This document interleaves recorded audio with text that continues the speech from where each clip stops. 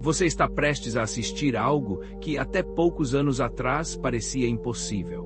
Humanos voltando à Lua, mas não só isso, voltando de uma forma completamente diferente. A missão Artemis II não é apenas mais um lançamento espacial. Ela é o início de uma nova era e talvez o primeiro passo real para levar humanos até Marte. E o mais curioso, quase ninguém entende o quão absurdo isso realmente é. Porque não estamos falando de tecnologia comum. Estamos falando de levar seres humanos a quase 400 mil quilômetros da Terra, colocá-los em órbita da Lua e trazê-los de volta com vida. Tudo isso dentro de uma cápsula pequena exposta ao espaço e cercada por riscos que podem dar errado em questão de segundos. Para você entender o nível disso, a última vez que humanos saíram da órbita da Terra foi em 1972, na missão Apollo 17.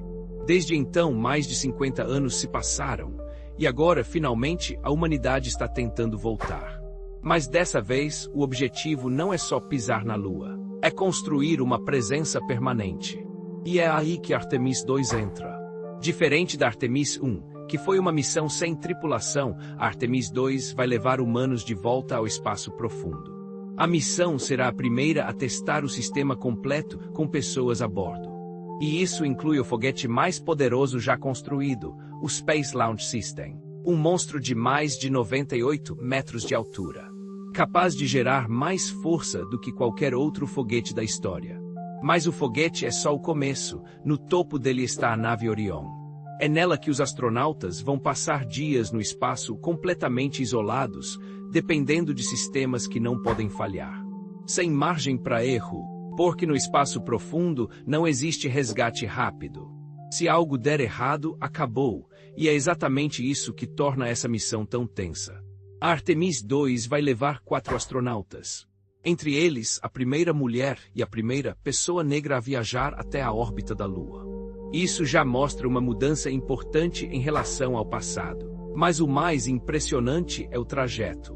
Eles não vão simplesmente ir até a Lua e voltar.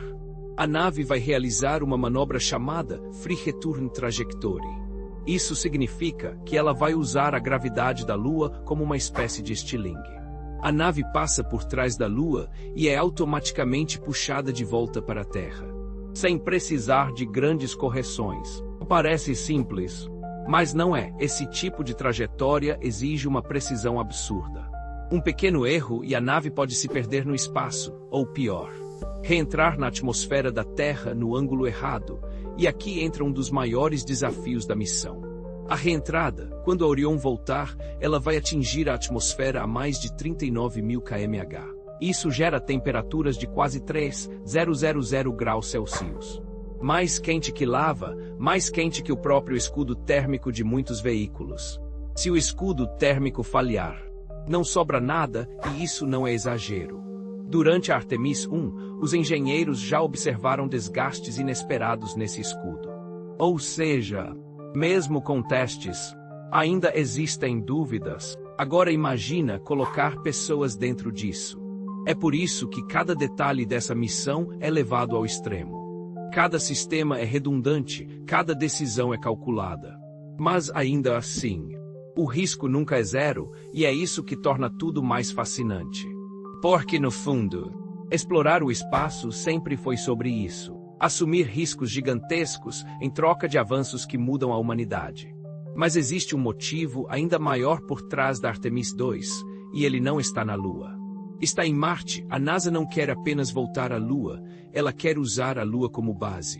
Como um campo de testes para aprender a viver fora da Terra, criar tecnologias, testar sistemas de sobrevivência e, principalmente, entender como manter humanos vivos por longos períodos no espaço.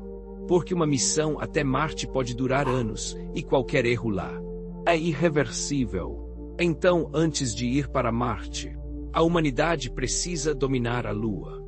E Artemis II é o começo disso. É a prova de que somos capazes de sair da Terra novamente, de enfrentar o desconhecido, de ir além. Mas existe um detalhe que muita gente ignora. Essa missão não é só sobre tecnologia. Ela é sobre timing, sobre competição, sobre poder. Hoje, países como a China também estão avançando rapidamente em seus programas espaciais. E a corrida espacial voltou, só que dessa vez com objetivos muito maiores. Não é mais só chegar primeiro, é estabelecer presença, controlar recursos, definir quem vai liderar o futuro fora da Terra. E isso muda completamente o jogo, porque a Lua não é só uma rocha no espaço. Ela pode se tornar uma base estratégica, com recursos valiosos. Como o hélio 3, por exemplo, um elemento raro na Terra, mas abundante na Lua, e que pode ser usado em futuras formas de energia.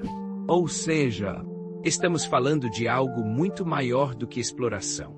Estamos falando de futuro, e a Artemis II é uma peça-chave nisso tudo. Mas no meio de tudo isso, existe algo ainda mais humano, os astronautas. 4 pessoas que vão se afastar da Terra, ver o planeta inteiro caber na palma da mão e olhar para o vazio absoluto do espaço. Sem som, sem ar, sem garantia de retorno, só tecnologia e coragem. Porque no final, por mais avançado que tudo isso seja, ainda depende de seres humanos, tomando decisões, confiando em sistemas e enfrentando o desconhecido. E talvez seja exatamente isso que torna essa missão tão importante. Ela nos lembra de algo que muita gente esqueceu, que a humanidade ainda é capaz de fazer coisas gigantescas, de sonhar alto, de se arriscar, de explorar e de ir além. A Artemis II não é só uma missão, é um sinal de que estamos voltando. E dessa vez, não é só para visitar